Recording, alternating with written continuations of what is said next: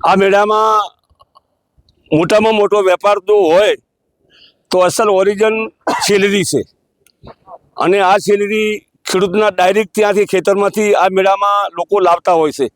ખૂબ સારો મોટો વેપાર કરે છે. લોકોને સેલેરી ખૂબ મોટી આની મેળાની અંદર દેખાતી હોય છે. એટલે આ રીતે આ મેળો ખૂબ ચાલે છે. બીજું તો ઘણું બધું આ મેળામાં ચાલતું હોય પણ આ સેલેરીનો મોટો વેપાર છે. આ સેલેરી ક્યાંથી આવતી? આ સેલેરી લગભગ બધી સુરત બાજુથી, પાલનપુર બાજુથી, બંને બાજુથી સેલેરી વધારે આ બાજુથી આવે, પાલનપુર બાજુથી આવે છે. ખેડૂતો પોતાના ખેતરે પોતાના ખેતરથી ડાયરેક્ટ આ લોકો પહેલા અગોથી મોટા મોટા ખેતરોમાં જ્યાં સેલેરી ઊભી હોય ને અગોથી લોકો ત્યાં એને બાંધી લે છે. એ લોકો ત્યાંથી જ પણ અહીંયા પસાર કરતા હોય, સપ્લાય કરતા હોય છે. ખેડૂતોને આમાં સારો ભાવ મળે. ખેડૂતોને ખૂબ સારો ભાવ મળે છે. ખૂબ સારી બરકત રહેશે. ડાયરેક્ટ મળે એટલે ભાવ ખૂબ સારા ભાવ મળે. આ કઈ જગ્યા આવ્યું અને ક્યાંનું મંદિર આવ્યું? આ કયા તાલુકા અને કયો ગામ? આ વરણાવાડીમાં ખોડિયારનો આ વઢિયાર પ્રસંગ છે.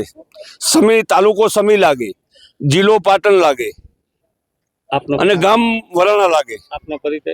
હું પોતે મારું ગામ એ સમી તાલુકાનું મારું ગામ રણાવાડા છે અને વિધાનસભા મારી રાધનપુર લાગતી 2012 થી 17 હું ચૂંટાયો હતો અને નાગરજી ઠાકોર પૂર્વ ધારાસભ્ય રાધનપુર